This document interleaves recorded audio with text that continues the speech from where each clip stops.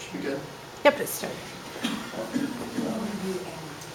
Good morning. My name is Bartholomew Real. I'm here to discuss how to change the oil in your car. Basically, this is just going to be an overview of the basic steps on what you need to do in order to change the oil in your car. I decided to do this topic because I was talking to a friend the other day who just ruined her car because she thought the idea of changing the oil was just putting more oil in it. So she actually blew a head gasket because of it. So I'm hoping to save you a little bit of money here, because there's only a few simple steps, and at least you'll know what you're talking about when someone asks you what kind of oil do you want to put in that. So if you do end up taking it to an oil place and decide not to do it yourself, you'll at least know what the heck they're talking about. Also, that goes into why do I care? Well, one, you can save a lot of money by changing your oil yourself. First off, you figure what, an oil change usually runs about $20 on average to $40 depending on what kind of oil you put in the car. So basically, if you were to change it yourself, a quart of oil usually runs about $3 to $10 a quart depending on what you're putting in it. If you start getting into the synthetics and that, most cars will recommend 5W30. You can go to your little owner's manual. If you don't have that, you can go on the manufacturer's website and it'll tell you what to use in your specific car. Or if you go to a place like AutoZone or Walmart, they'll have books and the people usually can help you out to tell you exactly what you need to put in the car. Now the difference in oil would be, the difference in oils is basically what the oil can do. You start getting into the synthetics. The big difference between the synthetics and a regular oil is synthetic runs cooler.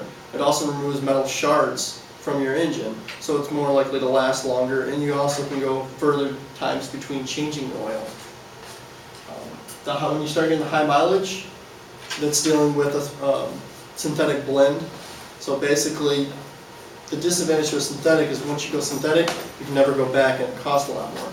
Whereas a synthetic blend is something you'd always go back to, just regular motor oil where it's cheaper, so if you're on a lower budget, you could always go back. But it'll still help to remove those metal shards. Now the other big advantage to these is you can put a synthetic blend in your car and pay half the amount of what you would normally pay at a normal place. For about $20, usually you can change out the oil in your car and replace the fuel filter, or the oil filter. So I was doing a fuel filter the other day. Some of the essential tools you'll need, you can beg, borrow, or steal these tools. I would prefer you to purchase them. They do sell kits at Walmart and that. Usually they're about $60 and the tools tend to fall apart. I don't suggest them, but you can buy them. The main tool you need, of course, is going to be an oil pan because nobody wants a big mess in their drive. And it's also illegal to dump oil in your yard. So that's going to be one of the big things you're going to need. One nice thing is most companies like AutoZone and Walmart and stuff will actually take the oil back, so they'll recycle it for you for free. Just bring it back into them. A lot of people don't know that. The second tool over here is actually going to be an oil wrench. You don't have to have it, it just makes life a lot easier when someone over tightens an oil filter. We'll get to that later. You'll need a set of wrenches or ratchets. The big thing for those is when you're changing the oil underneath the car, there's going to be an oil pan that you're going to have to take a bolt out. So you're going to need a way to get that bolt out. Kitty litter. If you don't want to get yelled at by your wife, mom, or just have a bunch of big splotches in your driveway, you're going to need kitty litter. It absorbs oil really well and it'll clean up all your messes. Rags are essential just because of the fact of we're messing with oil. We're a dirty liquid. And then finally a funnel, because it makes it easier. You don't want to spill oil all over your engine, start smoking, you get stinkiness, not fun. Alright, so we're getting started here. Basically, first suggestion, put the car in park and let it sit for a while so the engine cools off so you don't burn your arm. Second thing, apply the parking brake. Most people don't think, they just get gung-ho and want to jack the car up. Now, if you have a truck or something that sits higher, you don't have to jack the vehicle up. Or if you're lucky enough to know someone that has an oil changing pit, then you're all set. Now, once you get underneath the car, there's going to be this little pan that'll have a single bolt. It'll look similar to this. Wish the picture was a little clearer, but it'll be towards the front of the engine. Just be this round pan, kind of distinctive. If you have any questions, just look up online what an oil pan looks like, and they're pretty unique. Now basically you're gonna loosen that pan, make sure you have your pan, or your oil changing pan underneath it. That way when the oil comes flying out, you have something to catch it. And don't try to catch the bolt, keep your arm out of the way of the stream. I've had people say, you didn't tell me that. Well, while you're waiting for the oil to drain out the bottom, you can change the fuel, or the oil filter. There you go again, same fuel filter. Now the oil filter is usually located on the passenger side of the vehicle, and usually it's about midway up on the engine. Depending on the vehicle, you might have to refer to your manufacturer to see exactly where it is, because I know on some SUVs and that, they like to move them around depending on where they can fit them. But they're pretty distinctive as they're a round cylinder shaped piece. They're pretty much going to be the only piece that looks really like that. This is where the wrench comes in handy, kind of just loosen it up. Once again, try to keep your arm out of the way, because that thing's still going to be filled with oil even though you're draining the pan. Once you loosen it up and start pulling it out, I usually drop it right into the pan, that way all the oil can chill out there.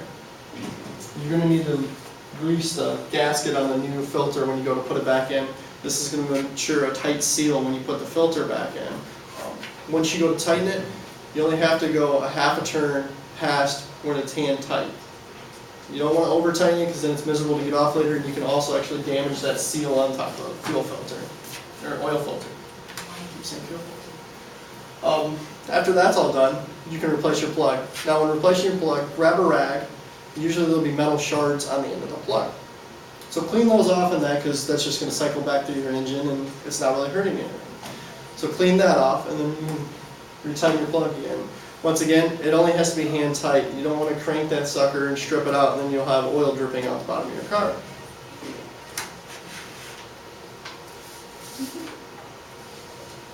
Alright, so now we're into filling with oil. Basically, you want to put your funnel in. I did put some pictures up so you guys can actually see what an oil cap looks like. Some people don't know. They don't know where to put it. Generally it's yellow, usually it's a circle or a hex like that. It'll say engine oil on it. And the dipstick, if it's not on the cap, will actually be another little yellow bar. Not to be confused with the transmission fluid, which will be a red dipstick. Don't play with that. But then once you take the cap off, you're going to put your funnel in to start pouring your oil in. Once again, refer to your manufacturer to see how much oil you should be putting in the vehicle. Generally it's 4 to 5 quarts depending on the vehicle. And also this is a good time to check your other fluids while you're just sitting there waiting for it to finish draining out. Now once you have that done, put the cap back on, start the vehicle, let it run for a second, turn the vehicle back off, that'll let the oil run through the lines and that. Then you're going to pull the dipstick out, clean the dipstick off with a clean rag, and then put it back in and pull it out to check it, to see if it's low, or if you put, because you don't want to put too much oil into it. But then it's just a matter of cleanup. Move the vehicle, spread the kitty litter out to absorb the oil, and now you guys are all oil change experts. Thank you.